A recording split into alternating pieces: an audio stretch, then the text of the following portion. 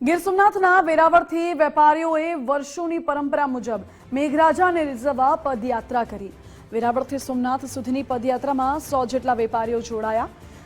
વેરાવળ શહેરની મુખ્ય બજારમાંથી ડીજેના તાલ સાથે પદયાત્રાની શરૂઆત કરાઈ હતી અને સોમનાથ દાદાના સાનિધ્યમાં પહોંચી દાદાને શીશ ઝુકાવી વરુણદેવ મન મૂકીને વરસે તેવી પ્રાર્થના કરી।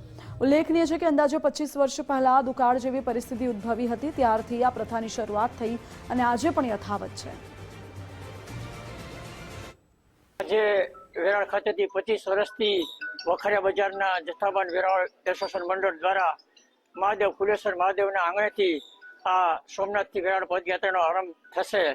ત્યારબાદ વરુણદેવને રીઝવવા માટે અને તમામ વેરાવળના વરસાદના આગમન માટે કલ્યાણથી સૌ અમે પદયાત્રા કરીશું અને મહાદેવને શીશ નમાવીને વંદન કરતા આ મહાદેવ વરુણદેવને જરૂર અમારા આંગણે પધારે એવી અમે પ્રભુ પાસે પ્રાર્થના કરીએ છીએ। જય સોમનાથ।